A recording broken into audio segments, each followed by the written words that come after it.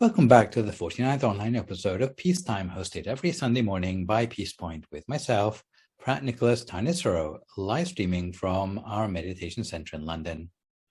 Last time you saw me, we looked at blessing number 7, artfulness in knowledge or learnedness. With the Dhamma talk today, we will continue our series on enlightened living with blessing number 8, artfulness in application, or perhaps, put more simply, mastering your craft. So today's session will run to about an hour and 10 minutes, starting with a 20-minute talk to define craftsmanship and its acquisition, then 30 minutes of meditation and 20 minutes to explain how knowledge can be transformed into craftsmanship. Since the previous blessing, we have already discovered the value of being artful in knowledge, but this is not good enough. It is also necessary to be artful in the way we apply what we know, the subject of this blessing. Many people confuse knowledge with ability. Artfulness in the application of knowledge means that even if you have learned an occupational subject, if you have learned all the necessary theory, you will need to transform that theory into practice, allowing you to earn your living. On the spiritual side, even if you have learned Dhamma theory, you still have to transform that knowledge into Dhamma practice. It's like someone who reads a manual of swimming, who can memorize every page of the manual. They know all the basic swimming strokes, the differences between them. But having read the book, they put it on the side of the swimming pool and jump in, sinking without trace. This is one reason why many graduates are unemployed. They have only knowledge from examinations or from copying their college friends, but they have no practical knowledge. They expect to get a prestigious job in keeping with their prestigious degree and look down on almost every type of work. When they have only academic knowledge but no practical experience, they can hardly expect to choose what they want to work at. No employer would want to take them on. If they don't want to end up on the welfare line, they need to be willing to take on any work they can find to get the practical experience, ideally even before they graduate, to make themselves more attractive as a prospect for employers. If they can do this, there will be talent scouts trying to track them down even before they graduate. Some people get themselves a prestigious degree in accounting. They become a lecturer in university because they can teach their students to become successful accountants. Because of that, they assume that they also must be a capable accountant. Seeing their students are richer than they are, they give up their teaching and set up shop themselves. But as the saying goes, for some teachers anyway, those who can do, those who can't teach. After a while, they realized there was a reason they should have stayed as a teacher, because their business is tanking. From bankruptcy, they have to go back to teaching. Only then would they realize the reality that knowledge and application of knowledge are completely different attributes. The name of this 8th blessing on mastering your craft is derived from the Pali word sipang, which means one endowed with art history. It means someone who is skilled in application of their knowledge. The Bahu Sutta of Blessing 7 is one who is skilled in knowledge, but a person who has mastered this 8th blessing is one who can apply that knowledge fruitfully as well. At this stage in the sequence of blessings, we are not so worried about the ethics about livelihood, because we will return to this aspect later. Nonetheless, at this stage, we still need to bear in mind that not all performances or displays of application of knowledge qualify as wholesome. You can learn skills, but it doesn't guarantee that using a skill will be a blessing. Therefore, before committing yourself to a skill you want to learn, you have to consider the merits of it first, for the harmony of society. If you are a sculptor, then why not use your skill to sculpt Buddha images that can bring inspiration to others? Draw, then why not draw the sort of pictures that will inspire others to do good deeds? Even little skills like being able to make toys for one's children can help save spending your hard-earned money on movie tie-ins and merchandise. So keep things wholesome. Bear in mind the following 6 qualities of applied work that demonstrate true artistry. Firstly, it must be refined. Secondly, it must add value to the raw materials. I once read a book on Maori values where they have to think long and hard about fashioning a new canoe because the need and the workmanship have to justify cutting down the tree in the first place. The same caveats would apply to leaving expensive ingredients in the hands of an incapable cook. The third thing is the product of the work should lead to a creative rather than aggressive or destructive thinking. A motor engineer should use their skill to build engines to help people in their everyday lives rather than to build weapons to wage war. The fourth thing is that the product of the work shouldn't lead to sensual obsession. Don't go studying the sort of arts that will stir up base emotions like burlesque or peep shows. Even the nude section of the art gallery has different implications for mastering your craft than the portrait section. Fifth, the product of the work shouldn't lead to obsession with revenge. For example, one shouldn't engage in arts that will cause people to seek vengeance, such as inventing propaganda slogans.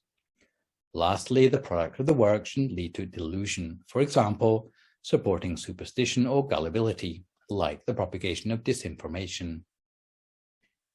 It's not only manual skills that qualify for fulfillment of the eighth blessing.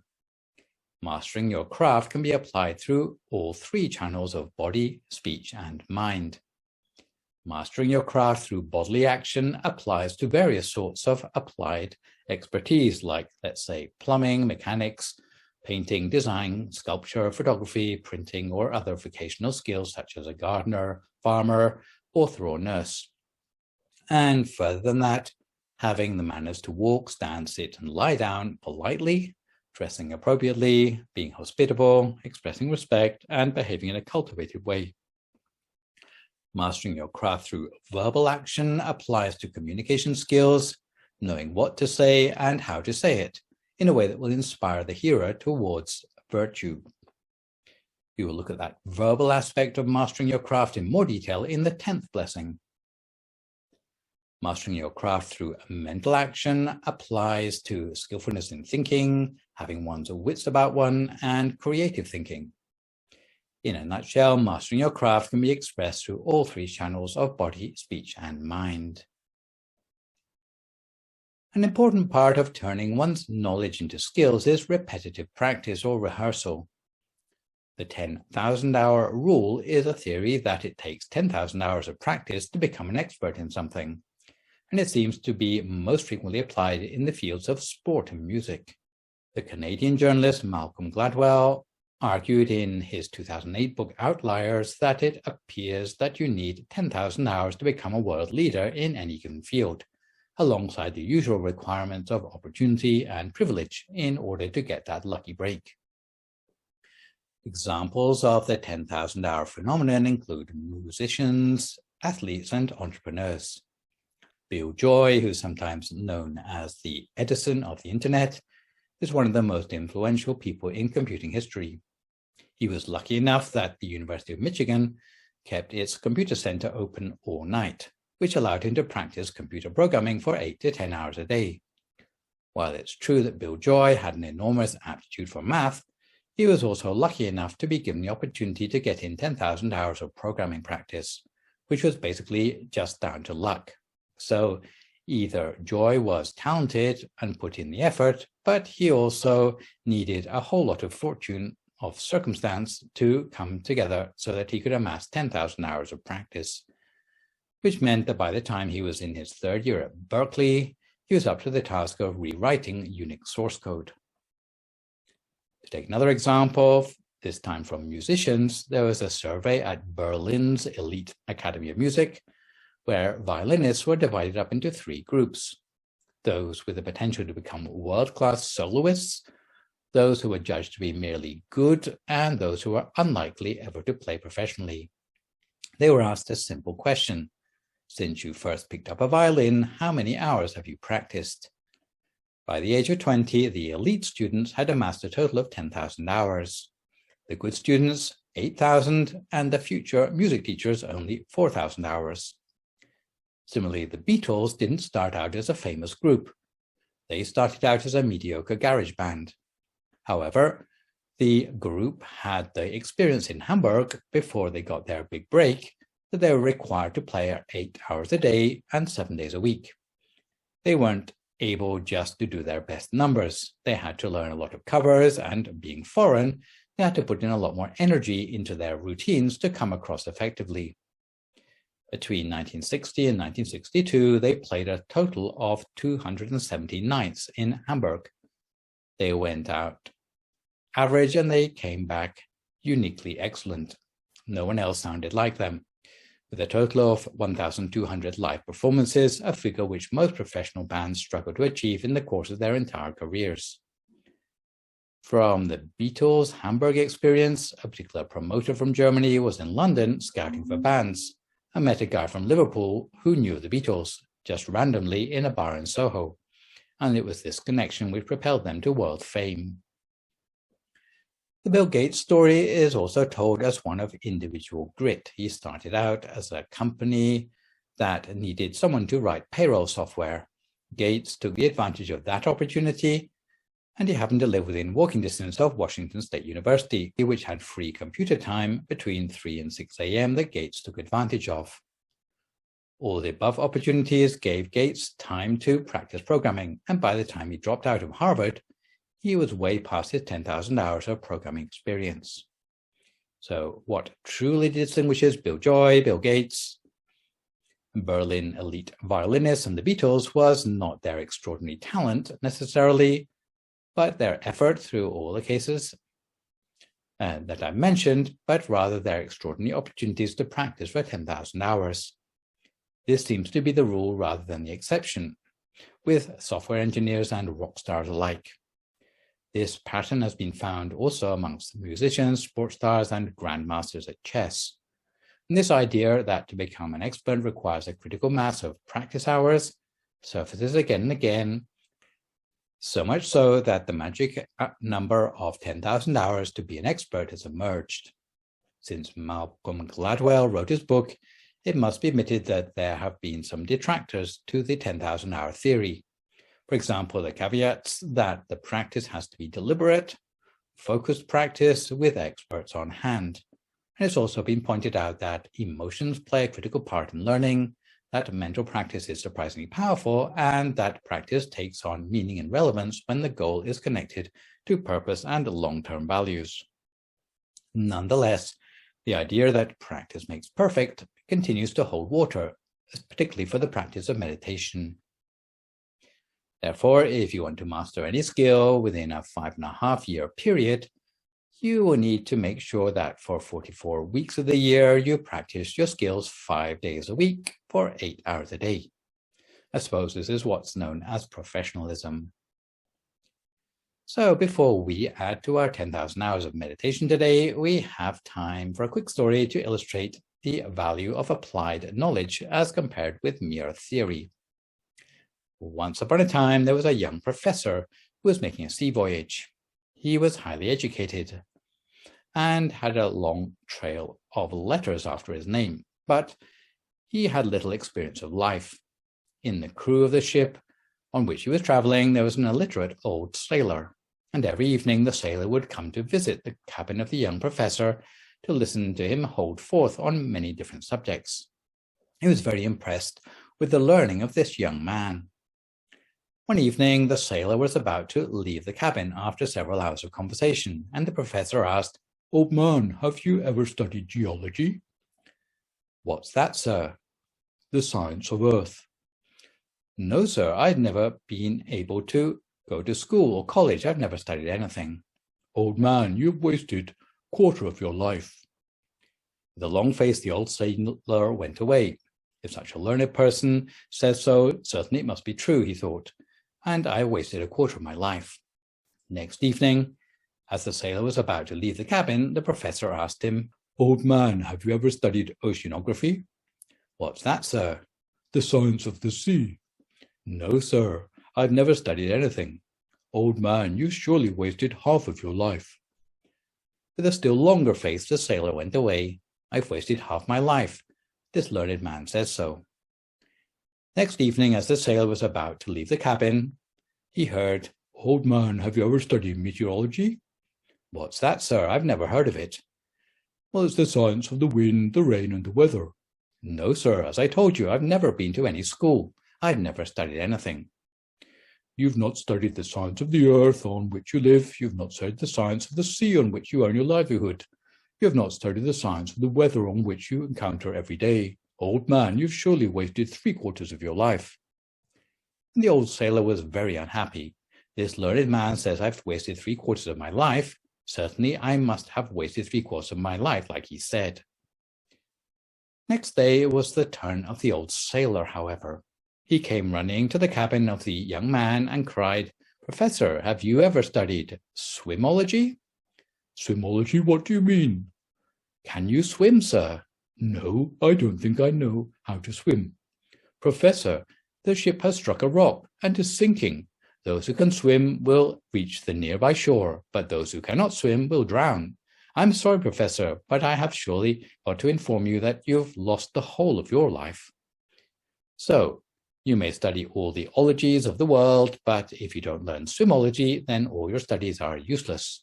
You may read and write books on swimming, you may debate on its subtle theoretical aspects, but none of these are going to help you if you refuse to enter the water yourself.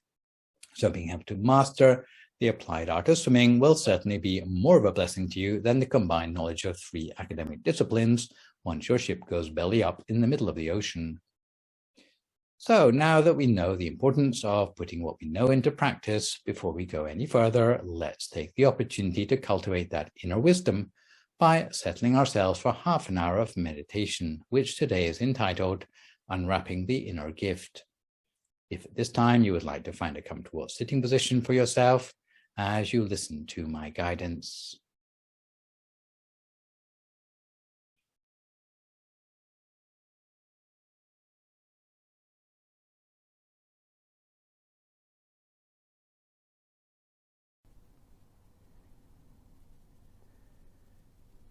So just before we start the meditation, I'd like to invite all of us to take a moment to adjust ourselves. Whether you're sitting inside or outside, take a moment to adjust your posture for meditation. So when it comes to adjusting for meditation, bear in mind that more haste makes for less speed. Take the time you need to make sure that your body is comfortable and the position in which you're sitting is relaxed. Whether you're sitting on a chair or sitting on a meditation mat, the key is to make sure your body is relaxed first of all. You can consider getting yourself relaxed as a down payment on the success of your meditation ahead. And to this end, each time you sit to meditate, the main thing is to bring 2 things into balance, namely, being conscious and being calm in equal measures. So when we start out, we focus simply on relaxing the body. Whether we're sitting on a chair or on a meditation mat, wherever you're sitting, don't overlook the simple task of adjusting your body to be relaxed. Even if you're sitting outside in the open air, you may need to have a blanket to hand to keep you warm and comfortable if it becomes chilly. Relaxation is at the heart of meditation, because only by starting from a certain level of relaxation and calm can our mind truly settle. So having found a position that is comfortable and relaxed, you can slowly and gently close your eyes, as naturally as if you were about to go to sleep. Because this is a time we have set aside for ourselves truly to relax, recharge, and replenish our body and mind. Once we've closed our eyes in a natural and relaxed way, we can simply forget about using our eyes anymore. Because in order to access inner experience, in order to visualize a meditation, we no longer need to use our eyes, but simply use our feeling of relaxation and of contentment. So let's take a moment to check our body, to relax and release, making sure that all the muscles in our body are free of any tension or hidden stress. Whether we've meditated many times before or if this is our first time, we shouldn't overlook the importance of scanning down through the whole of our body.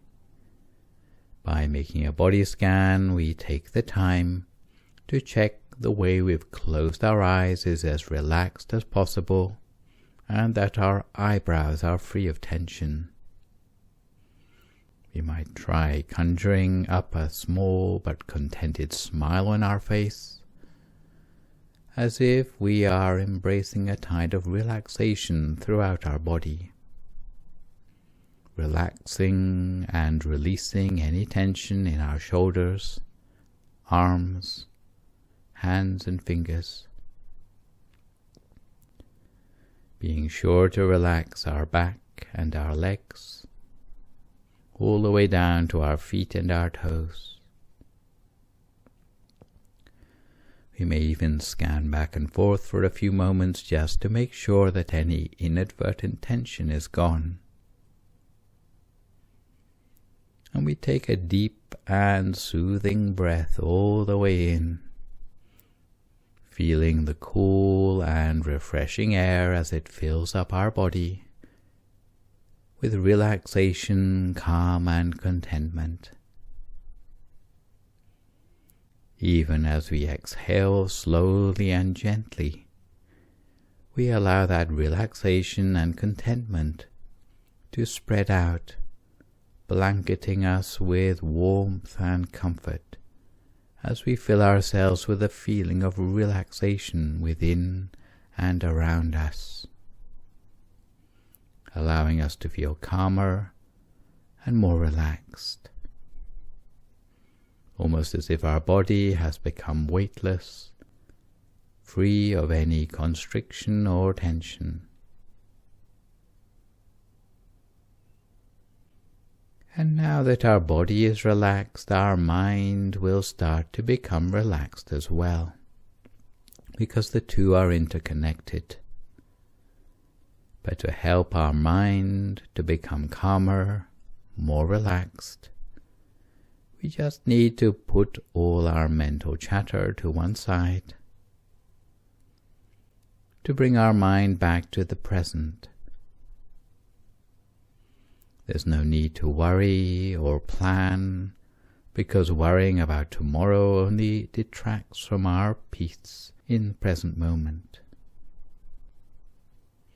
Although each of us has so much love to give, but we need to start by allocating some of that love to ourselves, to make sure our mind is in the present, to make sure our mind is in the right place, to be positive, to be brighter.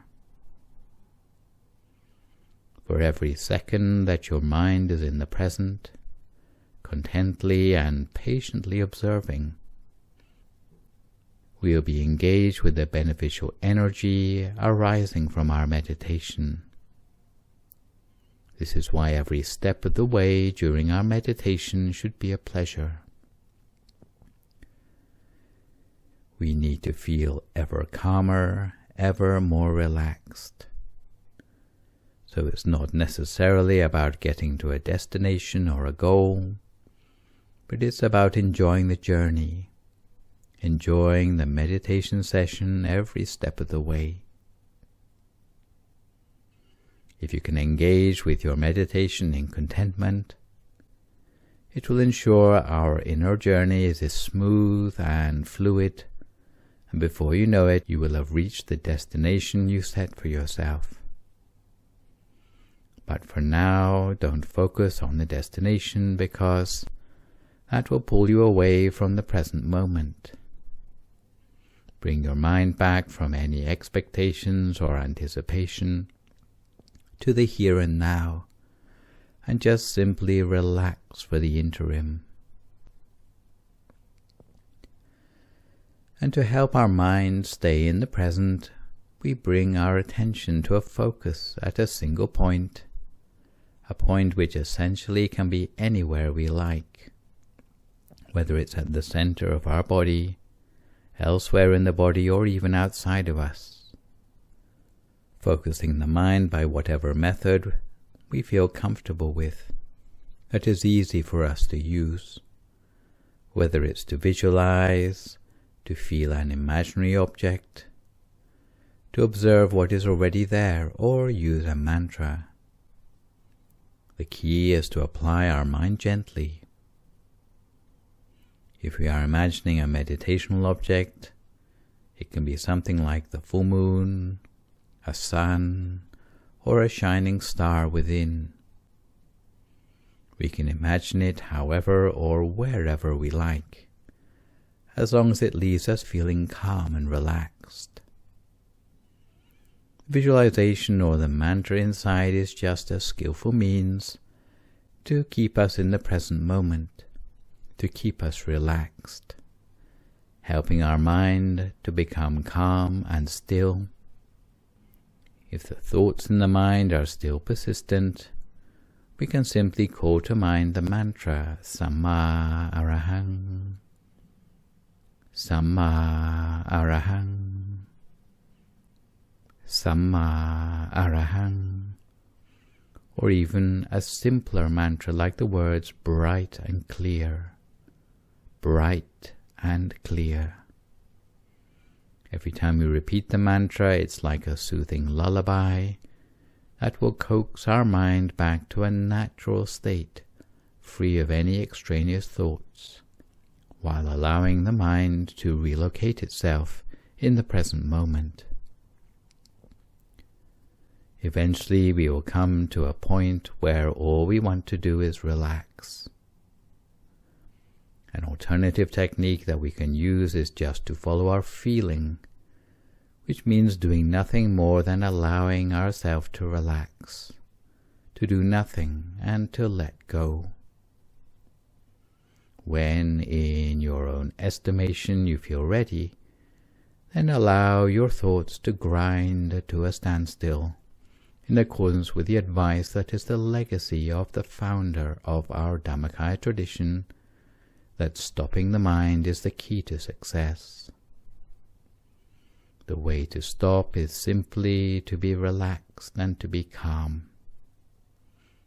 The thoughts will stop and grind to a standstill on their own, through the relaxation that we feel in the here and now. The key is just to be content, to focus, to appreciate what we have right now, and not to worry about what's to come or what's lacking. We already have everything we need to succeed in meditation. As long as we feel calm, comfortable and relaxed, all we need to do is to surrender to a sense of patience and calm. By patience, I mean the patience not to interfere with the process. In any case, before we know it, this relaxation will begin to grow and expand, allowing us to feel more and more content, because inner peace, the gift of true happiness, has always been there within us. The key to unwrapping that gift is simply to be content, to let go and relax. And the gift of inner peace will unwrap itself, releasing the inner contentment and brightness that has always been within us, waiting for us to reconnect with it. So let's take this precious time together, simply to follow the feeling of relaxation, to allow it to guide the mind back within us. With every second that passes, that we feel a little more calm and relaxed, our mind will become clearer, brighter, and more relaxed. And before we know it, the darkness, the negativity in our mind will be displaced by contentment, calmness, and brightness. But remember, the key is always to remain relaxed and contented. So if at any point along the way on your journey within you lose touch with that sense of relaxation, either physically or mentally, it's perfectly acceptable to adjust and make a fresh start in our meditation. Because the moment we adjust to be more relaxed and contented, our meditation will shake itself free of that dead end and begin to progress again, more easily and smoothly. So let's continue with this meditation together, simply by remaining relaxed and allowing that relaxation to grow. The best way to allow it to grow is just to remain content. As long as we feel content, the relaxation will grow on its own, and through that relaxation, the clouds in our mind will disappear, revealing the full, shining nature of the mind within. Just like the full moon that shines its brightness on everything and everyone, inside of us we can all have the gift of contentment, a brightness that can shine, that will unwrap itself within, simply by remaining relaxed and calm. So for now, for a few more moments, we continue to immerse our mind in this inner calmness and relaxation together, for a few more moments in silence.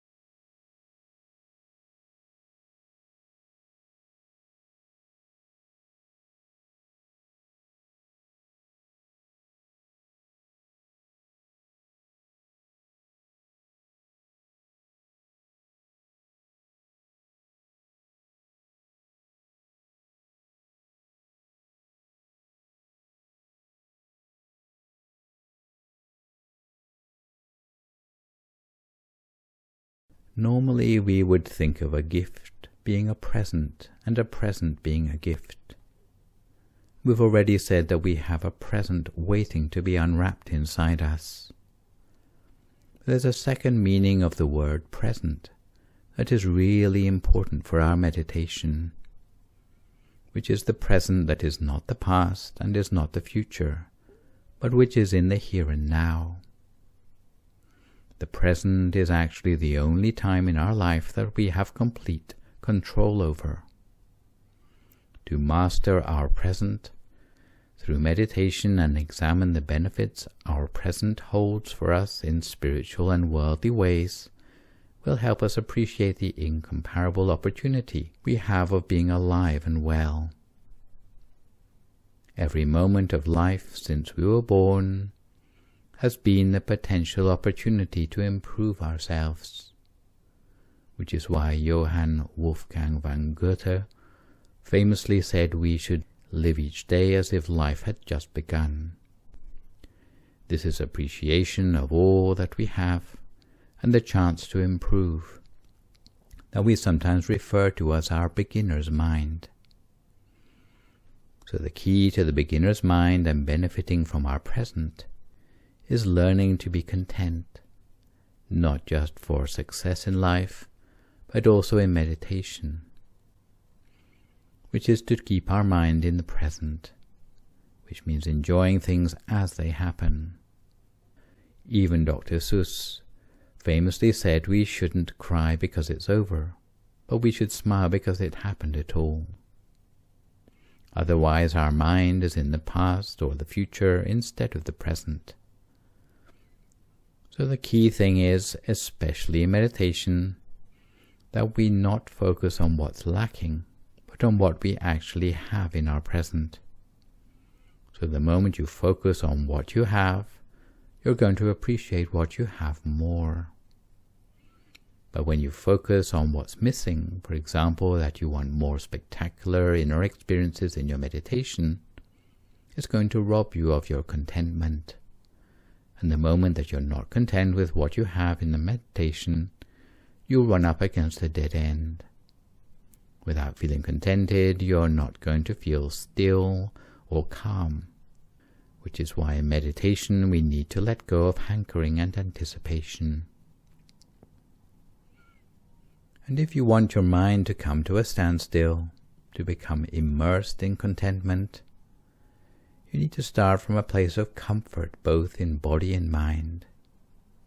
If it happens that for any session we have only a small amount of comfort when we start out, if when we are sitting and even after we adjust our body we're still not quite as relaxed as in previous sessions, but if we're still able to sit, and if we still feel comfortable up to a certain point, where you're not in pain or suffering unduly, then you can work with that.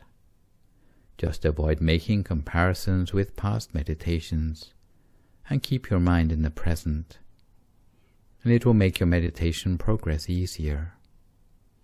So it's very important to accept what you have right now, and not to compare with the past. Similarly, to give yourself a gift of the present, and to avoid letting your mind get ahead of itself by anticipating the future. So the key thing here, other than being comfortable both in body and mind, is to be contented.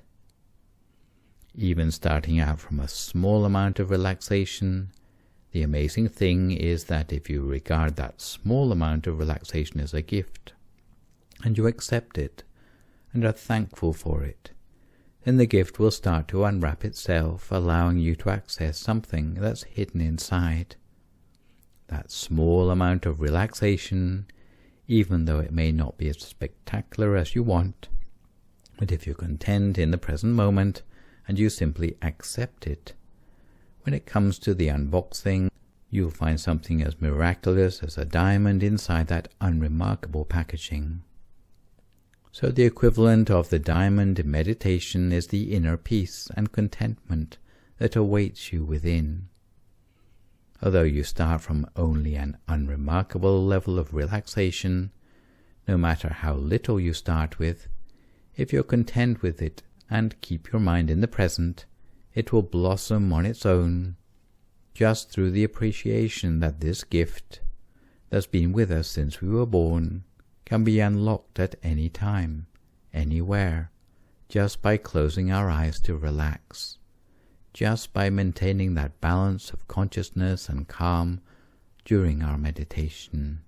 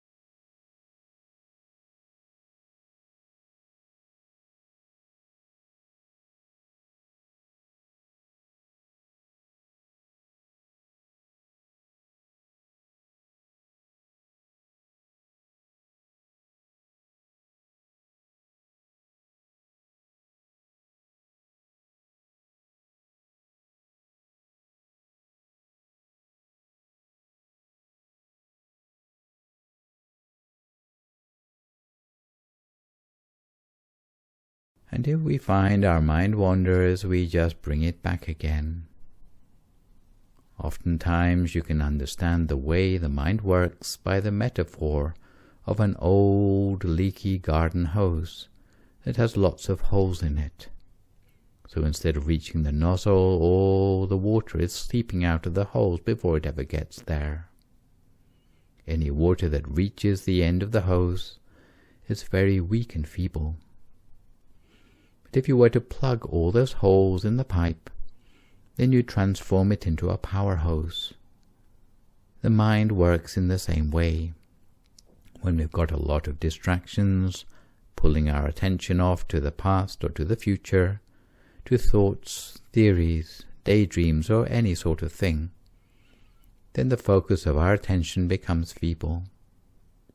However, when we learn to focus our attention, it's like plugging the holes in the pipe. We can recover a very powerful and focused attention that when it gets to a certain level of refinement, we could call samadhi. The mind that's concentrated in a state of samadhi can know things on a very, very subtle level, such as attaining a state of one-pointedness and unification of the mind. Some people already think that they are there when they detect joy in their body. But if it is really samadhi, it will be a state of uninterrupted knowing of a mental object. So it's not an object that we know through the five senses. It's not a bodily sensation. It's a mental object, oftentimes but not always perceived as a light. And it becomes possible to know that object uninterrupted for hours at a time. The uninterrupted knowing means that no interrupting thoughts arise. No sound around us disturbs us anymore. No sensation in our body can distract us. We don't even notice the passing of time. Our awareness is completely absorbed into our object of meditation, and this is accompanied by a natural sense of bliss and joy. That's what's meant by plugging up the holes in the garden hose. All of the mind's attention is going on just one thing for a long time.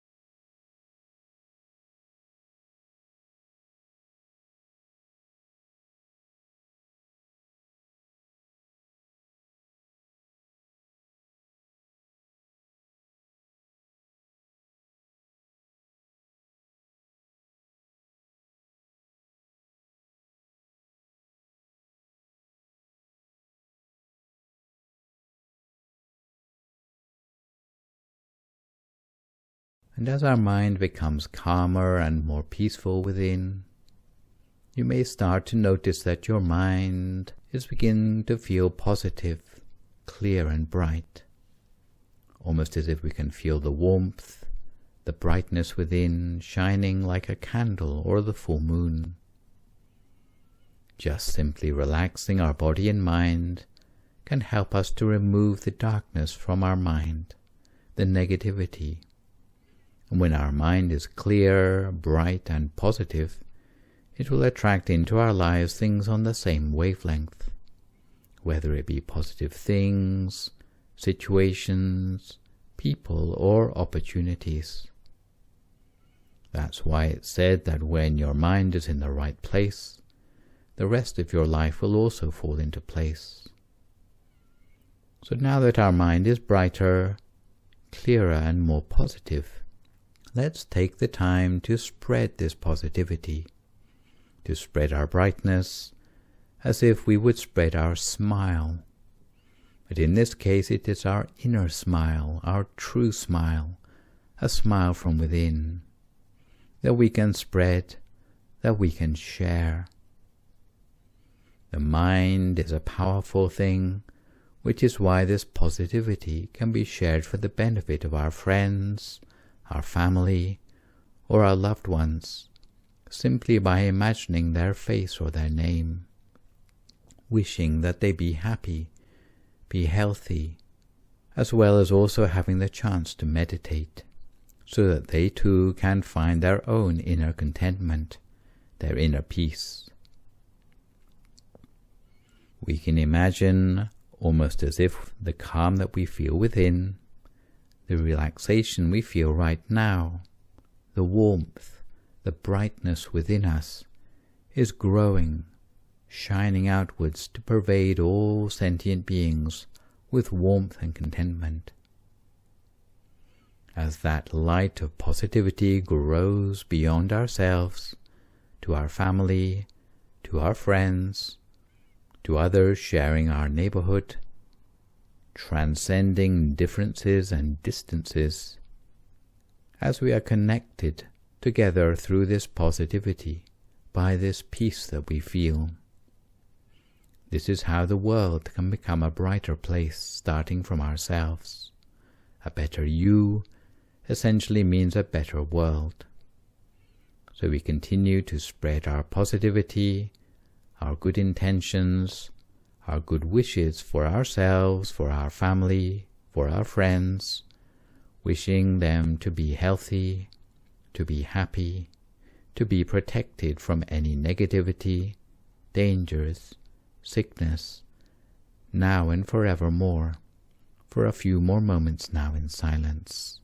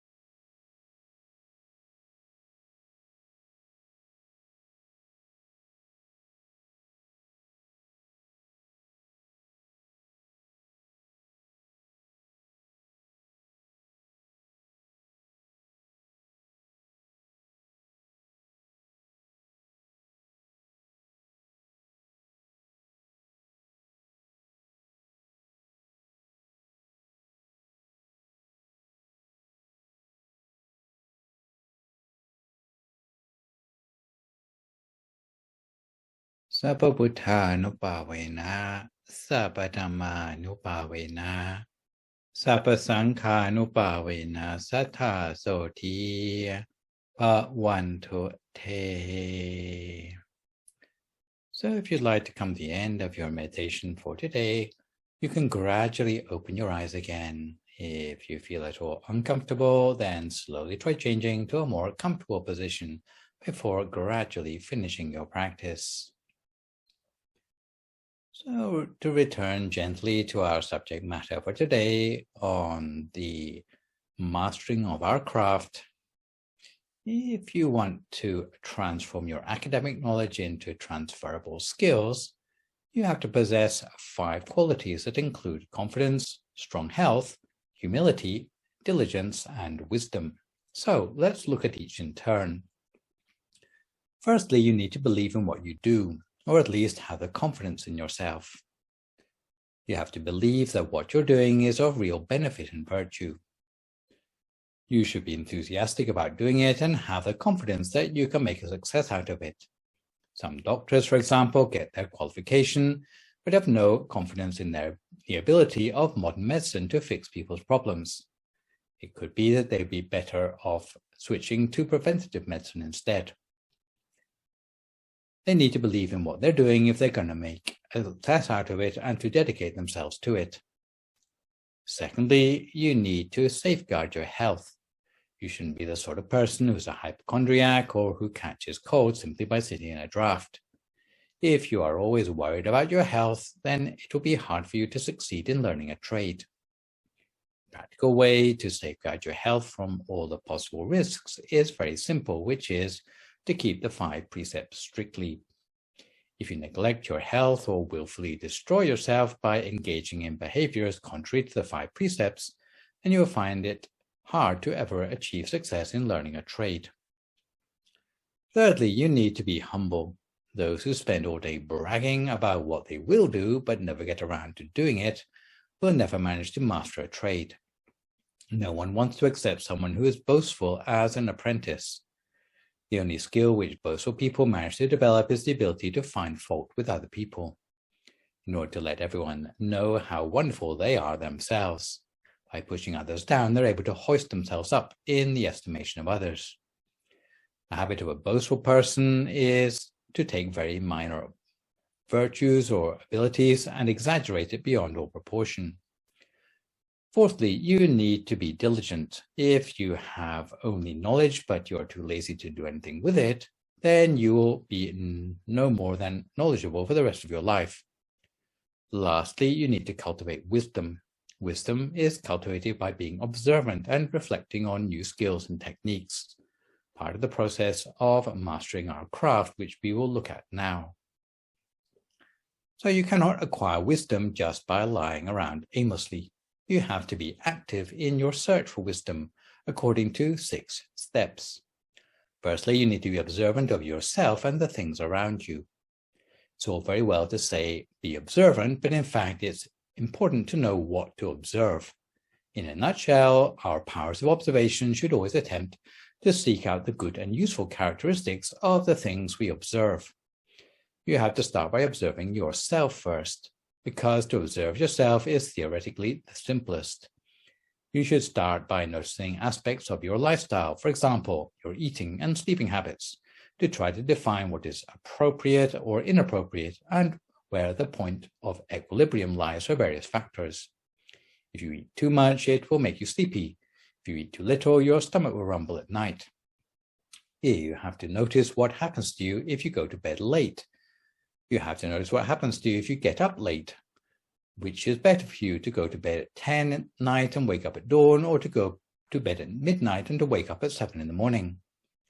Once you know how to be observant of yourself, then you can gradually extend your observation to the things around you. We notice our clothes, how our clothes get dirty at the collar or around the cuffs. We notice what sort of clothes are suitable for what sort of situation. We gradually extend our observation to the things more distant from us, noticing how to speak to people in an appropriate way, how to speak to people to inspire them instead of making them lazy. Notice the characteristics of things around you. If you train yourself to be observant, even of yourself, any skill you want to learn will soon be within your reach and wisdom will follow. Secondly, you need to train yourself to do everything better than best. Never look down on any work that comes your way. Never think any task you do is unimportant. Even simple tasks like your handwriting should be done with care. From the time when a child is young, they should be trained to write neatly whatever they do, so that being careful about whatever work they are to do in the future will be ingrained from an early age. Some people write with such messy handwriting that others can barely decipher what's been written. Someone who writes like that since their youth until adulthood will soon get themselves in the habit of doing everything in a shoddy way, never achieving anything better than passable quality. If you do everything to the best of your ability, skills and abilities will soon come your way, without you even having to spend time looking for them. Even if you don't study the specific qualities of a particular art, if you are always observant of quality and do things cleanly and in a detailed way, even though you cannot produce artwork for yourself, you will at least be able to tell quality in the work of others. Once you have trained your mind to be refined and to notice details, even the way you speak will be of a higher quality because it is rooted in reason and confidence, since your train of thought has become more systematic. Thirdly, you need to train yourself to be refined in all that you do. Some might accuse you of being obsessive, but if you insist on high quality in your work, even in the details, before long you'll start to master your craft because, as they say, for the challenging skills, the devil is in the detail. Fourthly, you should always look for better ways to do the same thing. Sometimes you can already do a task, but nonetheless, you should always look for quicker, more efficient, and more cost-effective ways to do the same thing. It will force you always to improve your skills and never become complacent. Fifth, you need to apprentice yourself to an established craftsman. Seek out craftsmen in the field which you want to master and become apprentice to them. Be respectful and helpful to them so that they will have the compassion to push you further in the direction of mastering your craft.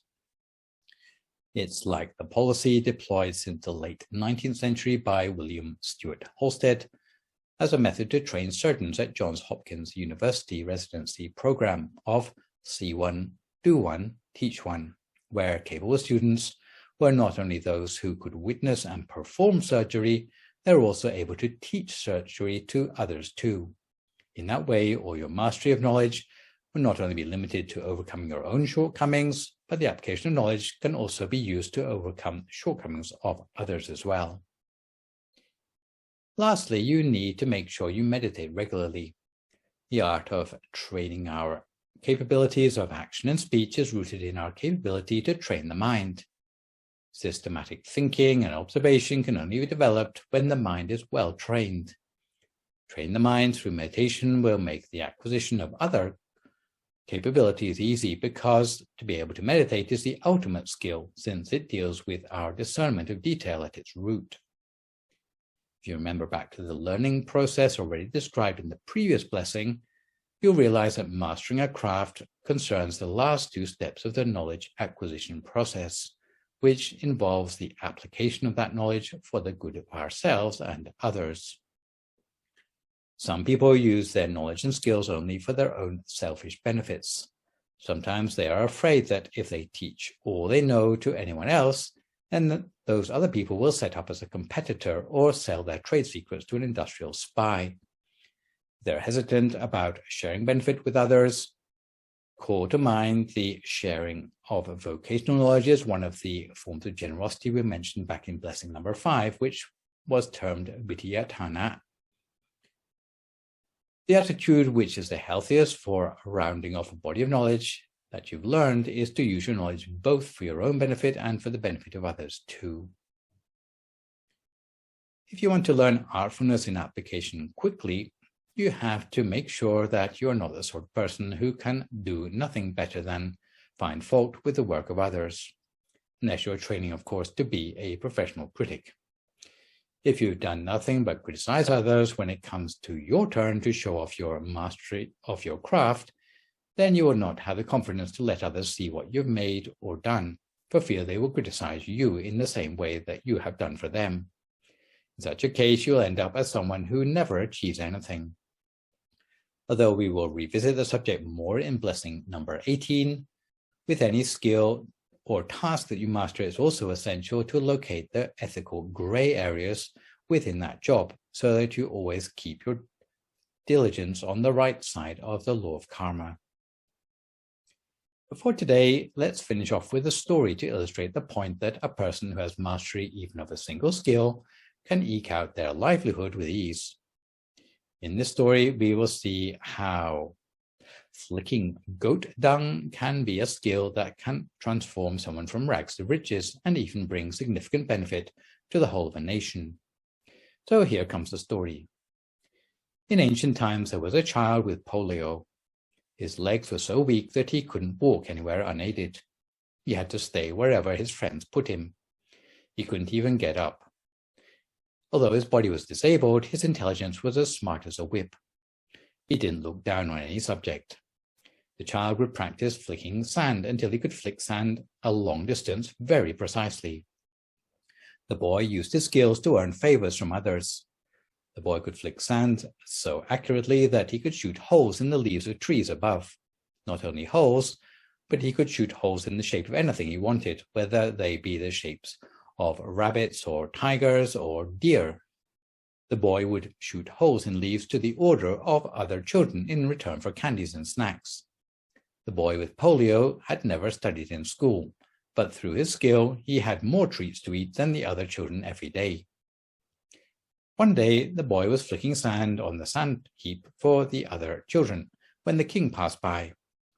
All the other children ran away, and the boy with polio was left alone because he was unable to run away. The king came to rest in the shade of the tree by the sand heap, and when he looked up, he was surprised to see that almost every leaf of the tree had been perforated in the shape of different animals. The king asked how such a tree had come to be that way, and found out that it was due to the skills of the boy with polio. The king thought the skills of such a boy should not be wasted in a sandpit. So the king happened to have something on his mind, which was every time he had a meeting of his counselors, there was a particular counselor who would always interrupt and dominate the discussion, persistently wasting the time of everyone else in the meeting. King asked the boy, if someone were to open their mouth, would you be able to shoot goat dung into their mouth in the same way that you flick sand through the leaves, and the boy said it would be a piece of cake. The king arranged that the boy be taken into the palace, whereas all the people with all their health and strength never got the chance to visit the palace at all. But because of his skills, this disabled boy got the VIP treatment. Every time there was a meeting, the boy was concealed behind a curtain in the meeting room. And every time the councillor in question opened his mouth to speak, the boy flicked goat dung into his mouth. The boy was so fast that the councillor didn't even know where the strange taste in his mouth had come from. The councillor would want to speak, but change his mind, since every time he would have to swallow what was in his mouth. One day the councillor had opened his mouth so many times that the boy had used up a whole bucketful of goat dung. The king at that time felt sorry for the councillor and was afraid he was going to get dysentery. So he ordered the councillor to go and wash his mouth out immediately and told him to reduce the amount he said, or else in future he would get 2 bucketfuls of goat dung in his mouth instead.